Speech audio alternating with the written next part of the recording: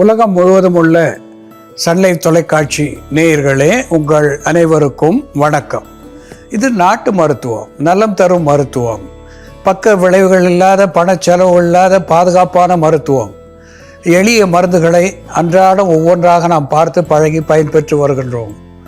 இன்று சிலவற்றை நாம் தெரிந்து கொள்வோம். சிட்ருலஸ் வல்காரிஸ் என்று தாவர பெயராலே சுட்டப்பெறுவது முலாம் பழம்.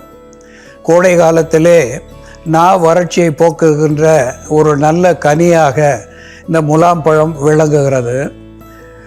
நல்ல விட்டமின் சத்துக்களையும் மினரல்ஸ், அமினோ ஆசிட்ஸ் ஆகியவற்றை இது பெற்றுள்ளது. இதனுடைய விதைகள் ஒரு அற்புதமான மருந்தாகி பயன் தருகிறது. நாட்டு மருந்து கடைகளிலே கிடைக்கக்கூடிய ஒன்று. இந்த முலாம்பழ விதைகள் வாங்கி சமன் சர்க்கரை சேர்த்து இடித்து பொடித்து வைத்து கொண்டு அந்தி சந்தி என்று இருவேளை ஒரு தேக்கரண்டி உள்ளுக்கு சாப்பிட்டு வருவதனாலே வயிற்றுப்பூச்சிகளை வேறிருப்பதாக இந்த முலாம்பழத்தினுடைய விதை சூரணம் நமக்கு பயன் தருகிறது.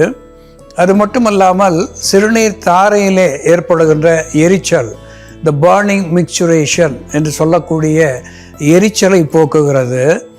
த ப்ராஸ்டேட் என்லார்ஜ்மெண்ட் என்று சொல்லக்கூடிய விந்து கோளத்தினுடைய வீக்கத்தை வற்றச் செய்யும் தன்மையுடையதாக திகழ்கிறது. உடலுக்கு பலம் தருகிறது, தோலுக்கு மென்மை தருகிறது என்பது உண்மை.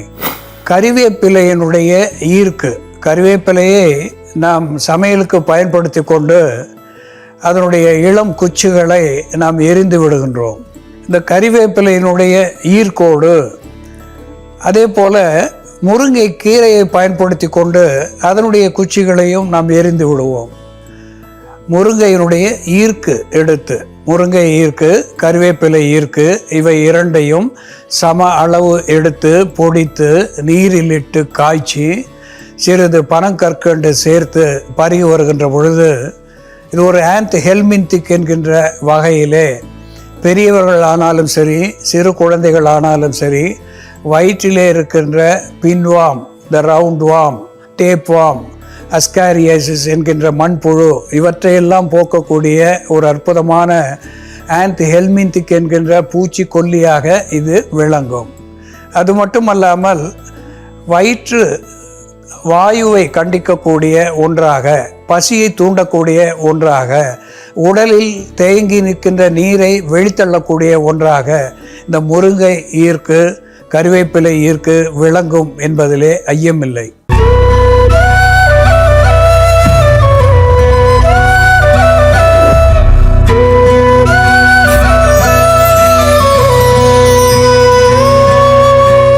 அன்பான நேயர்களே, புகேவியா டிஃப்யூசா என்று தாவர பெயராலே சுட்டப்பெறுவது மூக்கிரட்டை. இது சற்று நீல நிற பூக்களை பெற்றிருப்பது, ஊதா நிற பூக்களை பெற்றிருப்பது மூக்கிரட்டை. வெண்மை நிற பூக்களை பெற்றிருப்பது சாரணை. இதை நாம் மனதிலே வைத்து பாகுபாடுபடுத்தி பயன்படுத்துதல் வேண்டும். இந்த மூக்கிரட்டை கீரை சிறுநீரக கோளாறுகளுக்கு, சிறுநீரக சிக்கலுக்கு ஒரு அற்புதமான மருந்து என்று நாம் பார்த்திருக்கின்றோம். இது மலச்சிக்கலை போக்கக்கூடிய ஒன்றாக திகழ்கிறது. ஹெல்மின்திக் என்கின்ற வகையிலே வயிற்று பூச்சிகளை வெளித்தள்ளக்கூடியதாக விளங்குகிறது. அகட்டுவாயு அகற்றி என்கின்ற வகையிலே ஒரு கார்மினேட்டிவாக திகழ்கிறது. இதனோடு சைனோடான் டாக்டிலான் என்று தாவர பெயராலே சுட்டப்பெறுவது அருகம்புல். அருகம்புல் நிறைய புரத சத்துக்களை உள்ளடக்கியதாக திகழ்கிறது. எ பிளட் பியூரிஃபையர் என்கின்ற வகையிலே உள்மருந்தாக சாப்பிடுகின்ற பொழுது குருதியை சுத்திகரிக்கக்கூடியதாக திகழ்கிறது. சிறுநீரக கற்களை சிதறி எடுத்து வெளித்தள்ளக்கூடியதாக விளங்குகிறது.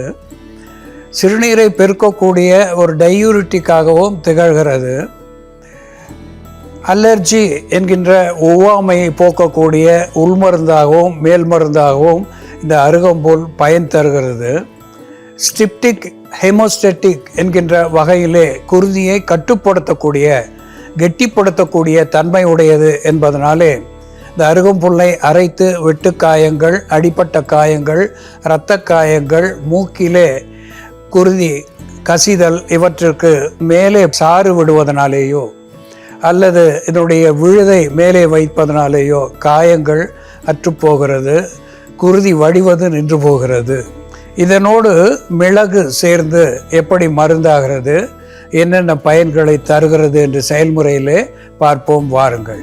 நேயர்களே, நாம இன்னைக்கு மூக்கிரட்டை வேர் மற்றும் அருகம்புல்லை பயன்படுத்தி கீழ்வாதத்தினால் ஏற்படக்கூடிய வலி வீக்கத்தை போக்கக்கூடிய மருந்து, குடலில் உள்ள புழுக்களை அகற்றக்கூடிய மருந்து, அலர்ஜியை கட்டுப்படுத்தக்கூடிய ஒரு மருந்து எப்படி தயார் பண்றதுன்னு பார்க்கலாம். இதற்கு தேவையான பொருட்கள்: மூக்கிரட்டை வேர், அருகம்புல், மிளகு. ஒரு பாத்திரத்துல கொஞ்சம் நீர் விட்டுக்கலாம். அருகம்புல், இந்த புல்லை மட்டும் நம்ம கணுக்குல நீக்கிட்டு புல்லு மட்டும் க்ளீன் பண்ணி வச்சிருக்கோம். இந்த அருகம்புல்லோட கொஞ்சம் மிளகு பொடி சேர்த்துக்கலாம். மிளகு பொடி ஒரு 2 சிட்டிகை அளவு. தோல் நோய் இருக்கிறவங்க வாரம் 2 முறை அருகம்புல்லோட மிளகு சேர்த்து அதை ஜூஸாக எடுத்துட்டு வரும்பொழுது அவர்களுக்கு ஒரு பிளட் பியூரிஃபையராக இது செயல்படும். தோலில் ஏற்படக்கூடிய நமைச்சல் எல்லாமும் கம்மியாகும். நம்ம இப்போ மூக்கிரட்டை கீரையோட வேர் பகுதியை சேர்த்துக்கலாம். இந்த வேர் பகுதியை சின்ன சின்ன துண்டுகளை கட் பண்ணி இதோட சேர்த்து கொதிக்க வைக்கணும். மண் இல்லாமல் நல்லா கழுவிட்டு அதுக்கப்புறம் நசுக்கிட்டு கூட நம்ம இதை சேர்க்கலாம். நம்ம கிடைக்கும் போது இதை பவுடர் பண்ணியும் வச்சுக்கலாம். மூக்கிரட்டை வேர் வாதத்தை போக்கக்கூடிய நல்ல மருந்து. வாதம் அதிகமாக இருக்கிறவங்க, முடக்கு வாதம் போன்ற பிரச்சனை இருக்கிறவங்க எல்லாம் மூக்கிரட்டை வேரை நசுக்கிட்டு விளக்கெண்ணெய் விட்டு தைலமாக காய்ச்சிட்டு அந்த எண்ணெயை 1 ஸ்பூன் அளவுக்கு குடிச்சா அது பேதியை தூண்டும். வயிறை க்ளீன் பண்ணக்கூடிய ஒரு மருந்தாகவும் வாதத்தை களையக்கூடிய மருந்தாகவும் அது இருக்கும். இப்போ நம்ம அருகம்புல்லோட மூக்கிரட்டை வேரை சேர்த்து கொதிக்க வச்சுட்டு இருக்கோம். அதோட மிளகு சேர்த்துருக்கோம். இந்த மருந்தை தொடர்ந்து எடுத்துட்டு வரும்பொழுது யூரிக் ஆசிட் லெவல் அதிகம் ஆகிறதுனால ஏற்படக்கூடிய கவுட்டி ஆர்த்ரைட்டிஸ் அந்த பிரச்சனை கம்மியாகும். மூட்டுகளில் இருக்கக்கூடிய வலி கம்மியாகும். காலில் பார்த்தோம்னா கட்டை விரல்ல வீக்கமும் அதிகப்படியான வலி சிவப்பு தன்மையும் இருக்கும். இந்த மருந்து குடிக்கும் பொழுது அந்த வீக்கம், சிவப்பு தன்மை, வலி எல்லாமே கம்மியாகும். கீழ்வாதத்துக்கு இது ஒரு நல்ல மருந்தாக செயல்படும். அதே போல் ஒரு சிலருக்கு பார்த்தோம்னா அடிக்கடி உடம்புல தடிப்பு ஏற்படும். அவர்களுக்கு உடம்பு லேசாக சூடானாலே அர்டிகேரியா அப்படின்னு சொல்லக்கூடிய ஒரு பிரச்சனை வரும். அந்த அலர்ஜினால் ஏற்படக்கூடிய தடிப்பு வரும்பொழுது அவர்களுக்கு அதிகப்படியான டயர்ட்னஸ் உண்டாகும். ஜாயின்ஸ்லாம் கூட வலி வரும். அப்படி இருக்கிறவங்க தொடர்ந்து இந்த அருகம்புல், மூக்கிரட்டை வேர் 2ம் சேர்ந்த கஷாயத்தை குடிச்சிட்டு வந்தாங்க அப்படின்னா அந்த அலர்ஜி கம்மியாகும். அடிக்கடி அர்டிகேரியா வர்றதும் குறையும். நோயோட தீவிரத்தையும் கட்டுப்படுத்தும். இது இந்த கஷாயம் இப்போ தயாராகிடுச்சு. இதை வடிகட்டிடலாம். மூக்கிரட்டை வேர், அருகம்புல் மற்றும் மிளகு சேர்ந்த இந்த மருந்தை தொடர்ந்து எடுத்துட்டு வரும்பொழுது கீழ்வாதத்தினால் ஏற்படக்கூடிய வலி வீக்கத்தை போக்கக்கூடிய மருந்தாகவும், குடலில் உள்ள புழுக்களை அகற்றக்கூடிய மருந்தாகவும், அலர்ஜியை கட்டுப்படுத்தக்கூடிய மருந்தாகவும் இது செயல்படும்.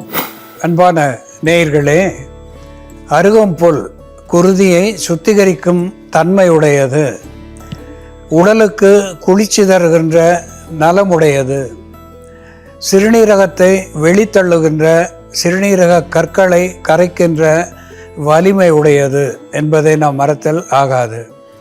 அதனோடு மூக்கிரட்டை கீரை சிறுநீரிலே புரதச்சத்து வெளியாவதை தடுக்கக்கூடிய ஒன்றாக இந்த மூக்கிரட்டை கீரை திகழ்கிறது.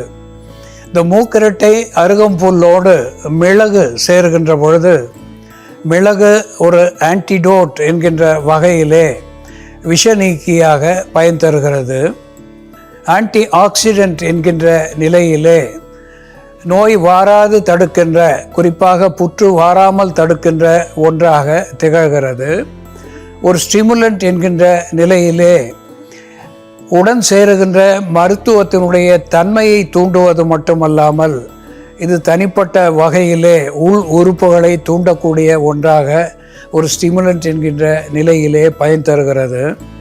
செரிமான சீர்கேடுகளை போக்கி உடலுடைய உஷ்ணத்தை சமநிலைப்படுத்துவதிலே மிளகு ஒரு அற்புதமான மருந்தாகிறது. இந்த மிளகு, அருகம்புல், மூக்கிரட்டை கீரை 3ஐயும் சேர்த்து நாம் தீநீராக அன்றாடம் சில மாதங்கள் பருகி வருகின்ற நிலையிலே ஒவ்வாமை என்று சொல்லுகின்ற, த அன்னோன் டிசார்டர் என்று சொல்லுகின்ற, த ஆட்டோ இம்யூன் டிசீஸ் என்று சொல்லுகின்ற, வந்த வழி தெரியாத நோய்கள், போகும் வழி புரியாத நோய்கள், இவற்றையெல்லாம் போக்குகின்ற, குறிப்பாக த ரொமட்டாய்ட் ஆர்த்ரிட்டிஸ், த சொரியாசிஸ், த சிஸ்டமிக் லூப்பஸ் எரித்ரோமேட்டஸ் சிண்ட்ரம் என்றெல்லாம் புரியாத நோய்கள், இவற்றையெல்லாம் போக்குகின்ற ஒரு உள்மருந்தாக இவை விளங்கும் என்பதை இங்கே சுட்டிக்காட்ட விரும்புகின்றேன். அன்பான நேயர்களே, மூக்கரட்டை, அருகம்புல், மிளகு சேர்ந்து எப்படி மருந்தாகிறது என்று நாம் பார்த்து தெரிந்து கொண்டோம். இதுபோல வேறு ஒரு மருத்துவ குறிப்போடு நாம் மீண்டும் சந்திப்போம். நன்றி, வணக்கம்.